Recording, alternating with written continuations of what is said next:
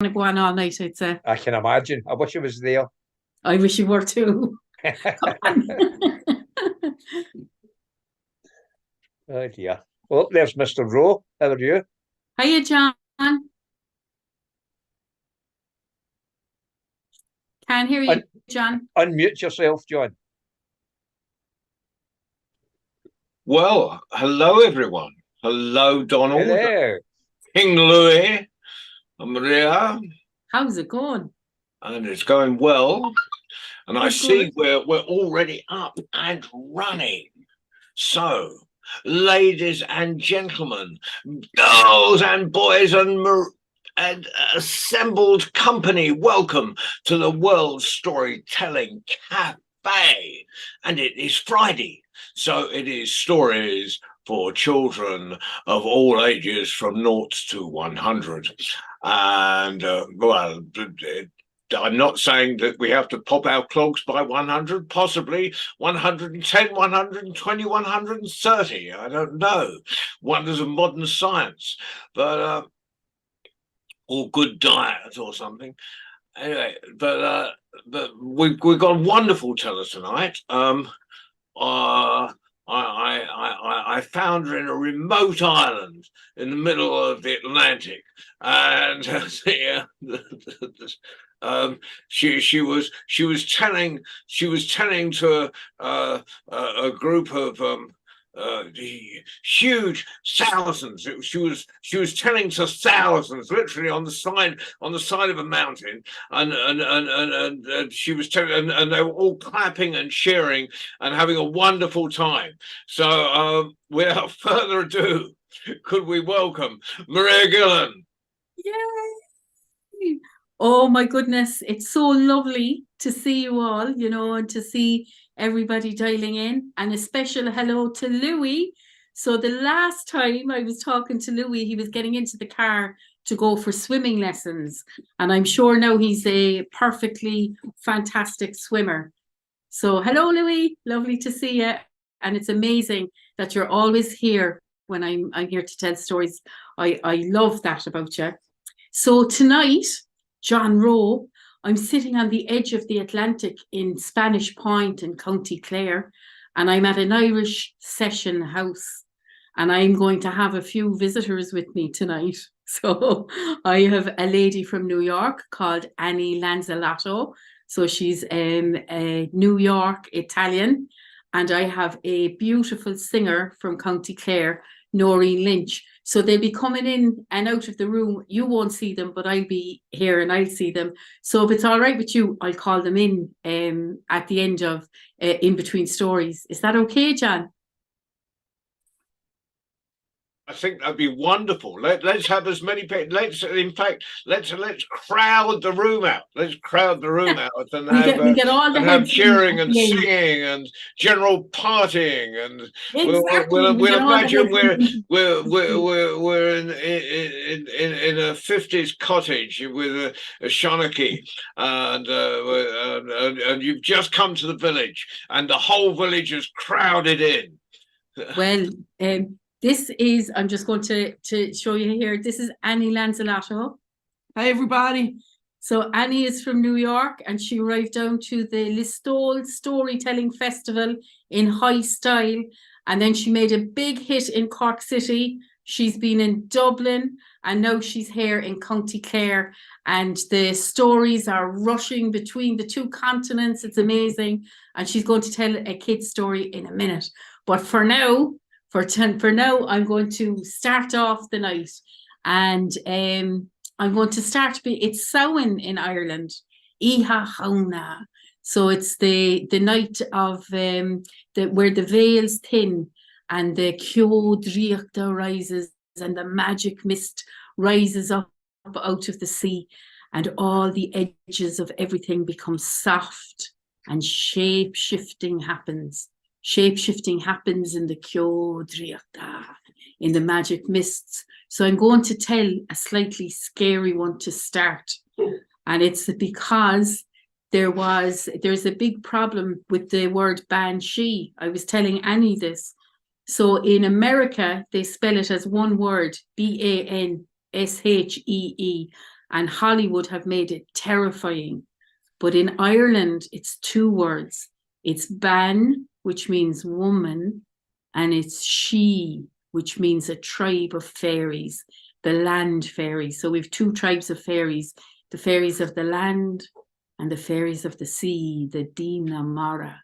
So this is about looking, if you ask a child in Ireland, are they afraid of the banshee? They'll say no, because that just means fairy woman. She's the bridge between worlds. And so I'm going to tell you a story of how the children became unafraid of our banshee once more. So I'm hoping that you're looking forward to this, and I'm hoping that you'll take the wisdom of it in. Once upon a time, there was a banshee, and her name was Brenda, and she lived in Bandon in Cork. In the Irish language, Bandon means Bandún, or the fort of women. And in this place, women ruled down through the mists of time. Brenda had a really happy existence. She was so delighted to sit on the bridge in Bandon and to comb her long, dark hair. And as the people of the village of Bandon passed, they'd say, how are you? How are you now? How are you doing, Brenda? And is there any news for us? And she'd say, no, there's no deaths at all coming in the next few weeks or the next few months. And then they'd talk about things like the price of cabbage and how potatoes were good for you and what you could make out of bread and what would constitute a Sunday dinner. And life was lovely and slow and full of community and smiling faces and people wanting to spend time with you. Now, this was in the time where people walked everywhere. They walked the fields, they walked the roads, they walked themselves to session houses, like the session house that we're in right now. But over time, things began to change. And one day, this fella thought it would be a good idea to ride a donkey. So he came past Brenda quite fast. And he said, how are you, Brenda? And before she could even answer, he was gone over the bridge and down the road. And then over the next few years, the bicycles were invented. And they'd go past Brenda so fast. And they'd say, hi, Brenda. That's something fun for us all to try. Are you ready? I can see all your heads. 1, 2, 3. Hi, Brenda. And it was so fast that you could hardly get it in your eyes. You couldn't see Brenda. And then came the cars. And the cars were so noisy. Beep, beep, beep. And so fast that they passed Brenda and they didn't even see her. And over time, she began to fade into the Ciodriacha, into the magic mist, sitting there on the bridge. And she'd been so used to people talking to her and to loving her company. And you can imagine how lonely it was. And time in the land of the she passes way faster than it is for you or me to know what it is.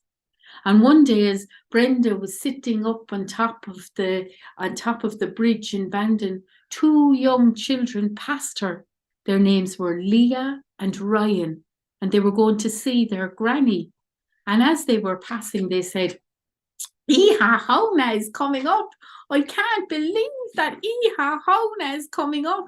And we're going to have a great party. And we're going to bring chocolate to school. And we might bring potato crisps to school as well. And we might bring cheese. And then they laughed and they said, no, that's a joke. There'll be no cheese. There'll be just loads of chocolate. And they were having a happy conversation like that.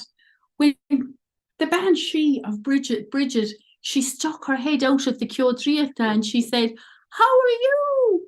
And when they saw the head floating on its own over the bridge, this is what they did. And then they ran and they ran and they ran and they ran. And they ran and they ran and they ran and they ran. until they got to their nanny's house. Now everybody knows that nannies are afraid of nothing. So they said, Nan, you'll never guess what happened at the bridge of Bandon. And they told her what had happened. And she said, but sure, Iha Hauna is coming up. Halloween is coming up and the veil is thinning. And of course, sometimes creatures will be able to step out of that. But she said, surely they wouldn't mean you any harm. Surely they'd only be your own people. And they were really afraid of that. They said, please tell us that she's not our people. And Nan said, you know what I'm going to do? I'm going to go down to that bridge of Bandon and I'm going to call her out. And they went, don't do it. And she said, oh, I am. I'm going to do it right now. Do you want to come with me? What do you think? Did they go with her? They did not. They were too afraid. So Nan went down and she sat up on the bridge and she said, is there anybody here that would like to talk to a Nan? And out of the magic mist came Brenda's head. And she said, hello. And Nan went, she said, oh my goodness. She said, who are you? And Brenda said, my name is Brenda. And Nan said, Brenda, I remember. Brenda, there was a banshee called Brenda. And Brenda nodded her head. And then Nan said, you talk really slowly. And Brenda said, life has gotten very fast. And Nan said, oh God, no, this is not going to work. We can't have a conversation like this. In the name of goodness and all that is good, for goodness sake, can you please talk a little bit faster than that? And Brenda said, no.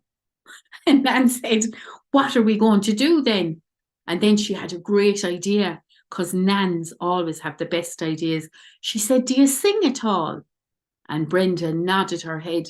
And her Nan said, go on, sing to me so. And she sang, I'm Brenda the Banshee from Bandon. I feel particularly grand on Samhain Eve. Oh, on Samhain Eve. And Nan clapped her hands and she says, I can understand everything now. And they had a lovely conversation. And Nan came up with a brilliant idea. She said, it's going to be Iha Hauna soon on the 31st of October. And all the children, they'll be dressing up like Frankenstein and Batman and Robin and banshees.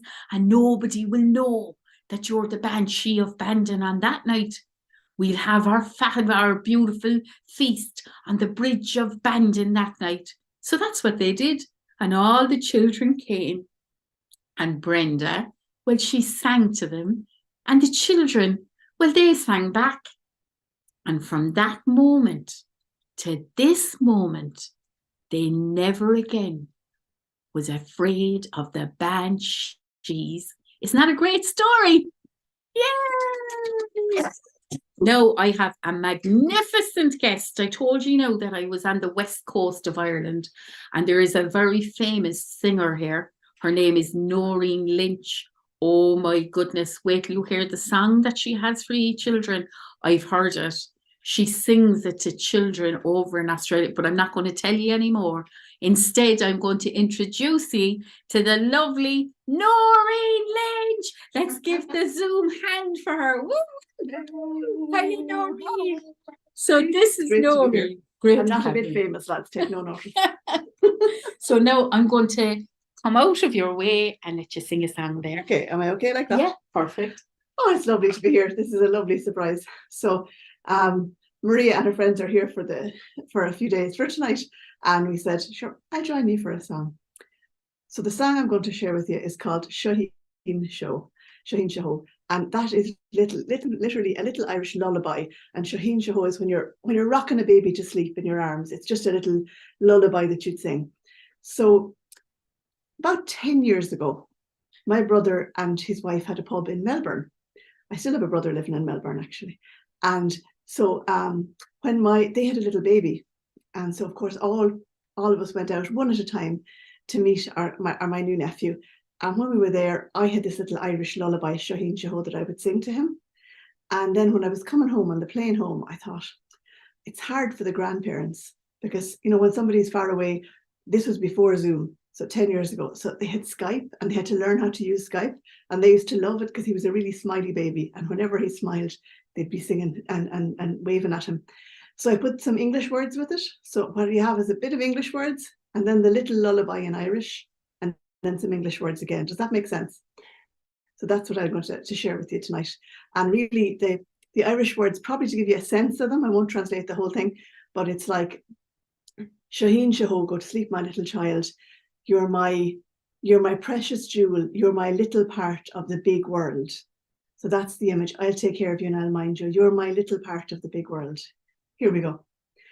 Shaheen Shaho, Mastore Malyanov, Mashodin Gan Hyalig, Mochid Don Tailmoor, Shaheen Shaho, Nach Moore Antanov, Malyanovs Nalyabanach Hola Anbron. Alyaniv Mochlev, Gunairi Nacholalat, Shane Avisonis, Gach Ihalet Foyer, Da Michel at the Have, Echuert no Manach, Shohin Alyanov, Niemoy Tulion.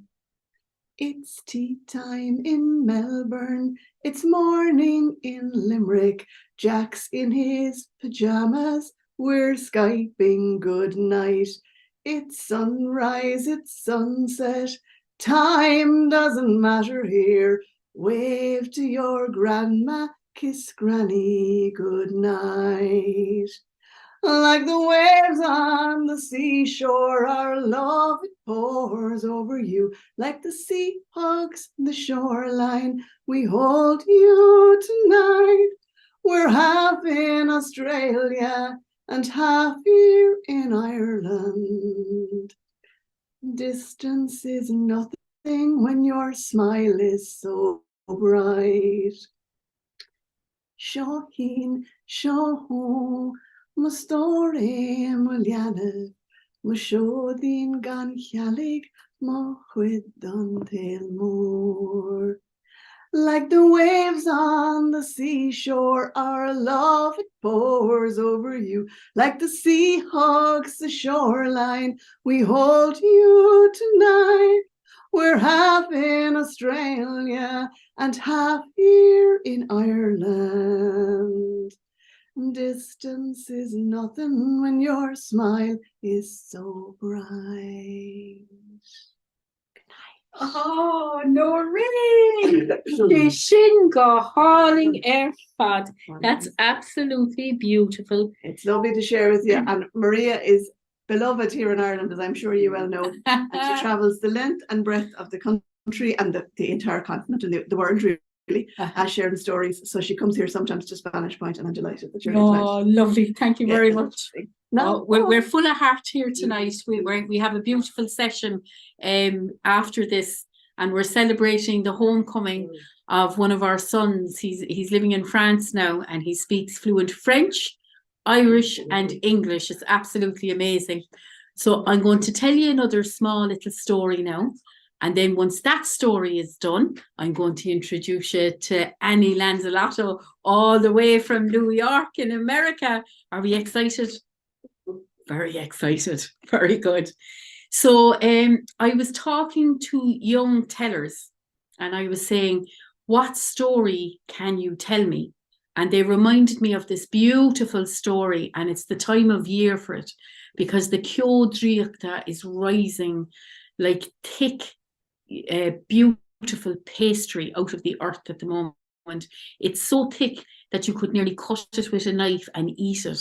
It is gorgeous. So the Ceodriachta, to remind ourselves, is the magical mist. And there's an island that they say used to exist between Ireland and Scotland. It appeared on maps. It appeared on the maps of the Romans when they came this far south, when they went and took over England, and they came almost to the coast of Ireland. And yet that island, it doesn't exist anymore. Some people say that it is the land of Atlantis, but more people in Ireland and in Scotland, we say that it is Breed's Island, Ilan Breda, that it's St. Bridget's Island. And long before that, people said that it was the land of Tír na nÓg, the land of the forever young. And on that land, there lived a woman called Biola, who fell in love with a mortal man called Fionn. And you will hear this story from Emer when she tells her story of Biola and the son that she had. I'm going to pick the story up after that. When her son was a grown man, he was handsome, so handsome that you'd stop to look at him because you would not be able to stop yourself from doing so. His golden hair glinted in the sun, and he was called Oisin, which means the little deer. Back in the land of the Tír na nÓg, Biola would keep an eye on her son by looking into a shallow bowl of Irish water.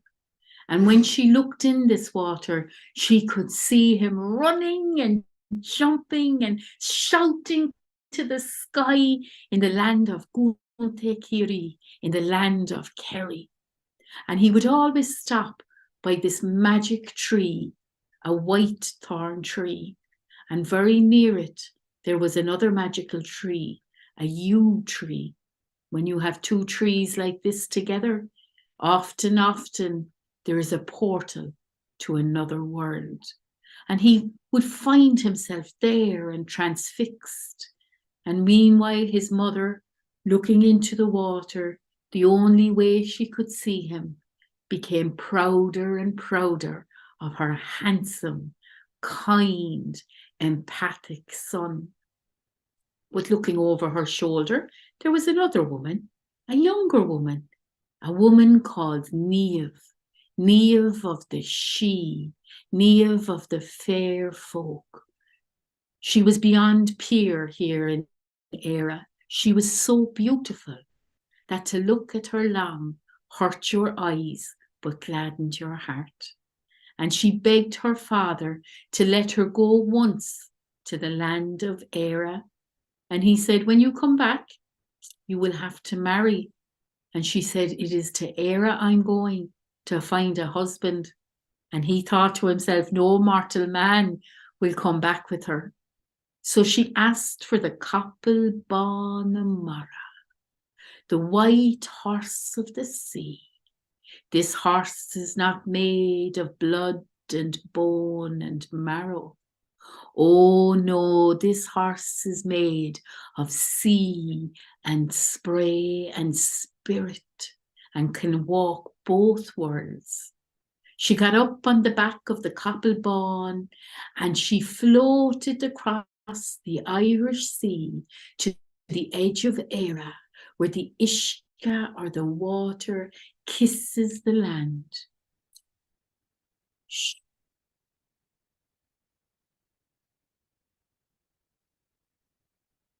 And the horse made its way up onto land and found that yew tree, and next to it the magical white thorn.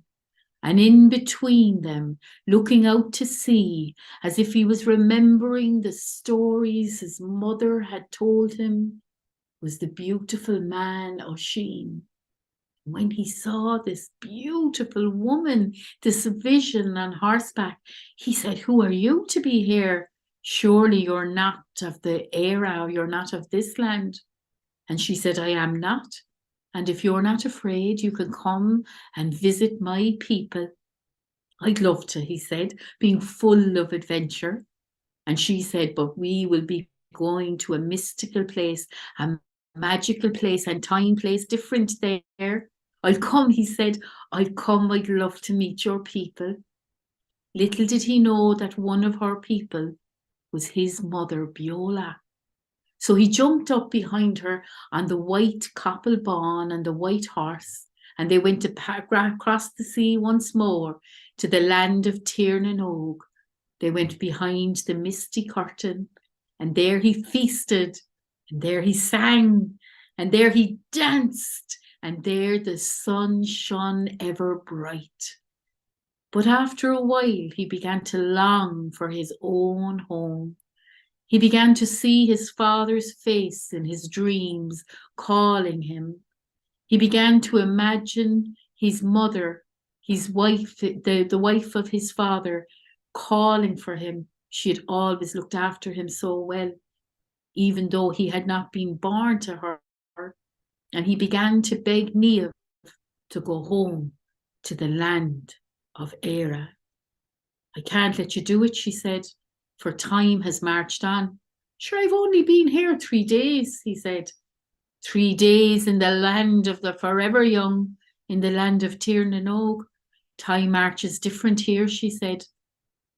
He begged her so much that she said, I will allow you to go back to Éire on the back of the copple bawn, my darling, mo cushla, mo cree. But please come back to me. Please don't put one foot on the land of Éire, or you will never be able to come back. I put a gasha on you, so that was in order, and he took the gasha in order to be able to go home. He went across the sea, and it was a fair day. But when he came up on the land of Éire, there was no sign of the yew tree. There was no sign of the fairy tree. Who would cut down a fairy tree? And then the paths were hard, like he'd never seen, in a material that was new to him, for he had been gone over 300 years. Nothing looked familiar. He could find no trace of his path home, and he began to follow the roads up until he saw the ruins of a castle. And he said, surely that's not my father's place. Surely that's not the castle of Fionn, the leader. But as he drew near, he saw that it was, and 2 old men trying to push a stone out of the way in order to plough the land. In his day, young men were bound to help those older than themselves, and bearing in his mind his promise to his fair love, he put down his hand to push the stone.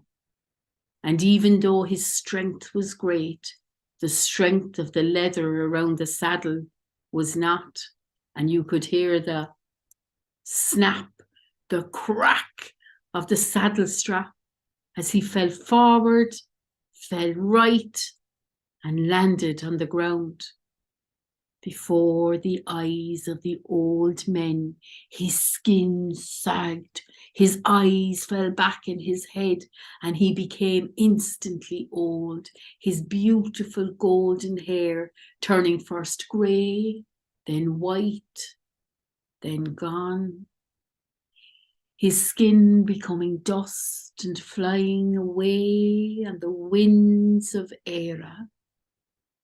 And they fly still around this land. And in these winter winds, you hear in Goch na Gwiha, in the voice of the wind, the sad cry of the man who still looks for his woman. Niamh, Niamh, Niamh.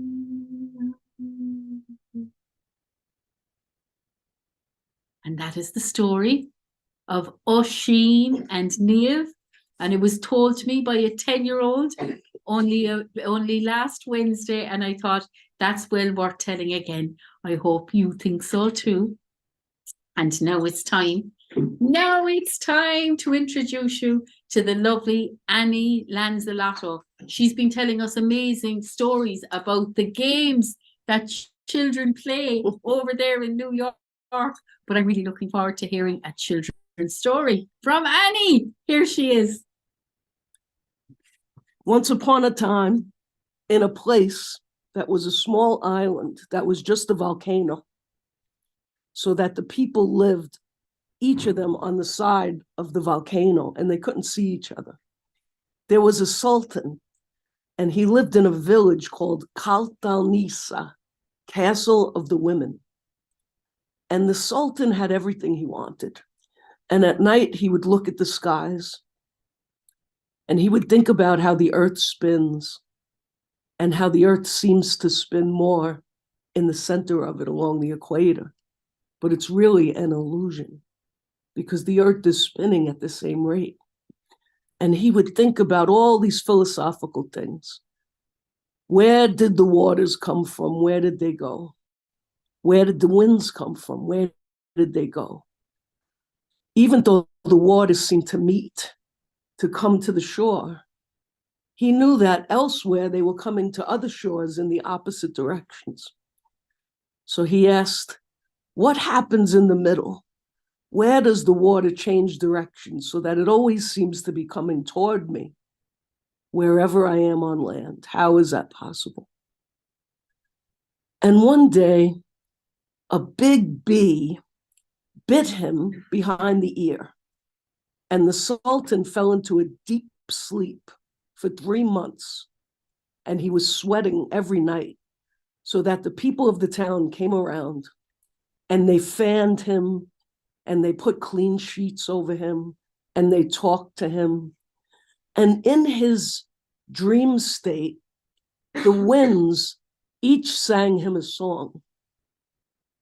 The south wind came from across the desert, and it was called the Sirocco. And it sang him a song that was hot and full of the desert sands. And its song went like this. There is a sweet that you need to bring to the people around the volcano. There is a sweet that you need to bring to the people around the volcano. And this swirled in his mind. And then the southern wind mixed and came from the east. It went around the volcano. It hooked around, and it sang him another song. Send the people to get the sweet cream from the sheep. Only in April, send the people to get the sweet cream from the sheep. And the sultan had a vision of a sweet for the people, to keep the people happy. One day, his beautiful wife leaned over to him and all his children around him, and they thought they had lost him forever because he didn't talk for 3 months. But his eyelids began to flutter, and the wind seemed to move his eyelashes. And the wife whispered onto each eyelash, saying, my love, come back to me. We are here. We are all around you, and we always will be. And his eyes magically opened, just as the eyelid that covers the eye was lifted, almost as if by little angels. And he said, I was told by the winds to create a new sweet for the people around the volcano. So go out into the fields and bring me the biggest sheep, and bring me the cacao leaves from the trees, the beans from the trees, and bring me sugar cane, and please bring some flour, and I need to get to work in the kitchen. Call all the best cooks in the land. So the women came from around the island, and they all got in his kitchen. He had a big kitchen. And he began to milk the sheep, ask people to help him, and stir it in a big cauldron. And then he took the sugar cane and crushed the sweet juice out of the sugar cane and mixed it into the sweet cream. And he had people take bamboo and roll the flour on the table with the bamboo. And then he had this idea that he had seen in his dream vision. to start a fire over rocks in a hole in the earth and roll on the bamboo the flour till it formed a circle like a canal, and then put it over the fire, over the rocks in the earth, and toast it. And then just when these canals were toasty, he had the women fill the cream into the canal, and they made chocolate chips in it, and they put little pieces of oranges and lemons. And that's how the cannoli was born, which means canal, and it makes all the people happy all over the earth. And the king lived happily ever after. All the people had cannoli, and the sheep were very happy to participate in this effort for the people of the volcano. That's my story. Righty. Oh my goodness, that's Now amazing. my mouth is watering. Come back and visit us again with more stories of food. I know, I tell you, she tells me such great stories of food, and she does story demonstrations of food. She's a spoken word artist, John. I'm telling you, I'm starving in her company all the time, you know. So Tell her she must do us a Friday night with a lover. oh, brilliant. Yes, I will arrange that. You know. So John, before you came on, I was talking to the lovely Donald, and I'm thinking back to Marrakesh and to the great community and connections that we've made. And I've been to visit you, John, and it's been amazing. And I had great times singing my head off in Bacon Bowrons with Donald Nielsen. And he's actually come tonight, even though there is a high roaring Scottish session going on in his local pub. So I've promised him that he would be able to kind of sing us a song or tell us a story. So is it okay if we bring Donald in to make good on that promise? Donald, I'm reluctant to allow him, obviously, but obviously. as he's not at this session, I think we should squeeze him in. Louis, is that all right with you? Fantastic. Donald, go for it. Well, my session finished at 5:30, so I'm back home now. And okay, right. Oh, I'll sing you a song. And this is a sad song. It's about a young man who is a boatsman on Loch Tay, and he's got a girlfriend, but his girlfriend's going to leave him, and he doesn't know why. And it goes a bit like this. When I've done my work of day, and I row my boat away on the waters o' Loch Tay, as the evening light is fading, and I look upon Ben Lawers, where the after glory glows, and I think unto bright eyes, way a melting mouth below. 'Tis my beauteous name grow, my joy and sorrow too. And though she is not true, well, I cannot live without her, for my heart's a boat in tow. And I'd give the world to know why she means to let me go, as I sing hero. Nin row your lovely hair, it's more glamour I declare, than all the tresses fair, twixt Gillen and Aberfeldy. Be they lint, white, brown, or gold, be they blacker than the sloe, they're worth no more to me than a melting flake of snow. Her eyes are like the gleam o' the sunlight on the stream, and the songs the fairies sing seem like songs she sings at milking. Now my heart is full of woe, for last night she bade me go, and a tear begins to flow as I sing, Eerie, Hero. Oh, that was lovely. We love that. Thank you. Beautiful, Donald. Oh, I tell you, it's been Beautiful. appreciated in the house in Ireland as well, in County Clare. Do you know? We'll get there one day. That's it. You're all invited. All come to County Clare. Yeah. Yay! So I'm just checking the time to see how much time we have left. And John is telling me I have an hour. That's great, No, John. no, you have, yeah. That wasn't 5 years. That was 5 minutes. No, neither was I it know. 5 months or 5 I weeks. was, I was thinking it must be 5 minutes Irish time. So coming back to Marrakesh again, I wanted to, I wanted to say how much it's so important to have the connections. So there's the beautiful people that we meet, and now we meet them on the story streets, which is great. We've been to one another's hearts and homes all through the World Storytelling Cafe. And I'm looking forward to coming back in November. I'll be coming back to Marrakesh in November. But the last time I was there, I met a lovely woman called Lala Fatima, and she brought us to her school.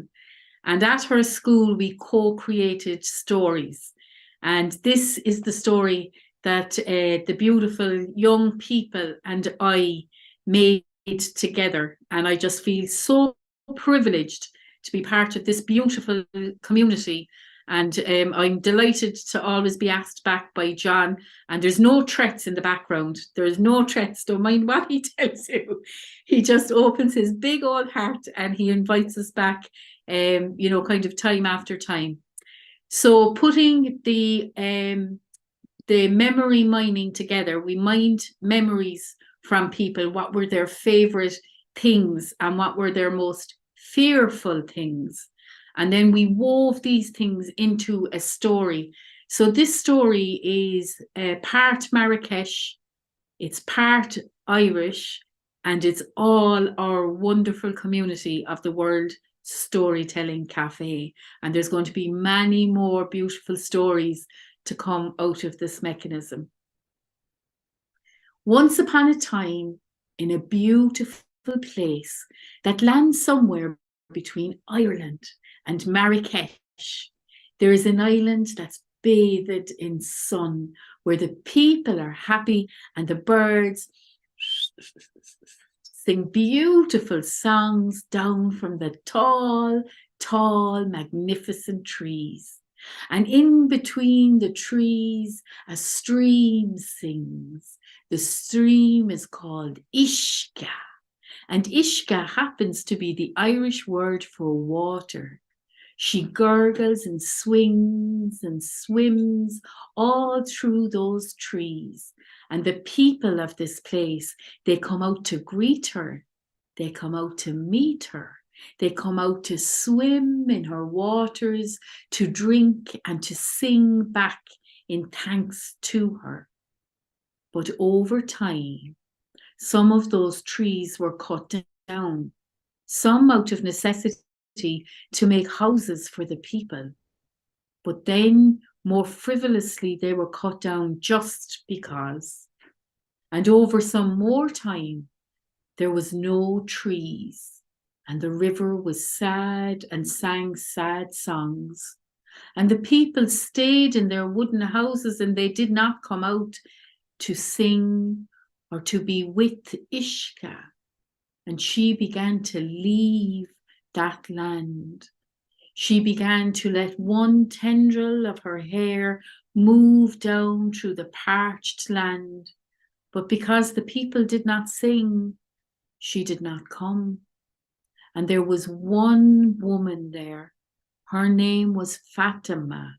And Fatima sat on the stone and sang the old songs to the stream and put her feet deep into the muddy water, hoping for things to come back. And when she could, she took a nut or a seed from a tree and she planted it next to Ishka, that the trees might grow once more. In a land like this, shadows can rise, and a jinn began to coalesce under the earth that was now devoid of trees. The jinn began to get higher like a black mist, and higher over the houses of the people, towering there like a threat.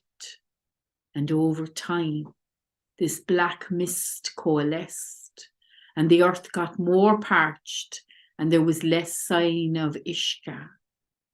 And the people began to be afraid, and they called to Fatima, the wise woman, "What will we do? What will we do?" And she said, "Bring offerings to Ishka, call her name, let's sing it together. Let's sing it together now. Ishka, Ishka, Ishka."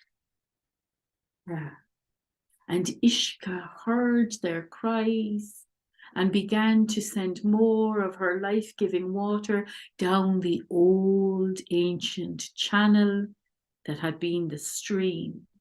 And the people laughed and celebrated and said, "Thank you, Ishka.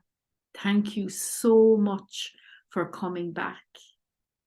But the black mist was not happy and came to the edge of the water and challenged Ishka and tried to push her down with dark strength.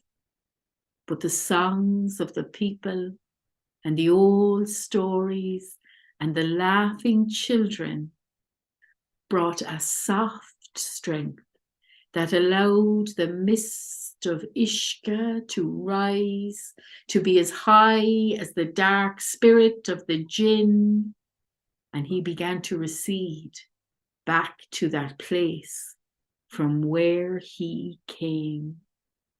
Always remember the old songs. Always remember the old stories.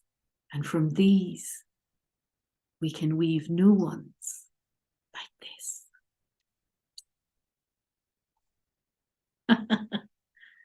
There you go, John. It's been a great Thank you. session. We've got Louis off swimming now. Great, Louis. Fantastic. Did you enjoy tonight's session? Yes, I do. I did amazing. I love the two ladies. You went to an Irish show this week at the theatre. And Maria. Yeah? Yeah, Louis? On the Wednesday, I went to an Irish show. Fairy Tale in New York. He went to Fairy Tale in New York, so there was Irish dancers and singers and a fiddle band. It was lovely. Yeah. Isn't it amazing? I love that song, Fairy Tale of New York. Yeah. Yes, it is. Yeah. And we have a New York lady in tonight. Hey, Louis. Hello. Hello. Well, Louis, that was fantastic. We'll have to get Maria back on again just to keep you happy. It'd keep the rest of us happy as well. And I might even let Donald back. Right. So, but for next week, we've got she's there. Her letters are across her screen. We can't see her. She's probably eating or something. But there's the amazing Marion Leaper on next Friday. Next Tuesday, of course, there are our young international tellers. There's Marion, or at least the top half ahead. There we go. Looking forward to that, Marion. We've got great stuff coming up. We've got the spinner in a couple of weeks, and Mia after that. Oh my goodness! And worldwide story round. And goodness gracious me! But for now, thank you, Waleed, for flying the magic carpet. Hello, Zuhair and co, who are probably in the cafe at the moment. they're doing sessions in the cafe Tuesday and Friday nights, and so and David and Rupal and Kara and everyone else, and but for now, whatever. I won't say good night because we Oh. don't know what part of the world you're listening in. We're saying slán Goodbye. and we're saying ciao. Ciao. Slán. Ah, wonderful, wonderful. See you at the end of the month, Maria. Talk to you soon. Mwah. Bye. Bye. Mad. Mad. Now.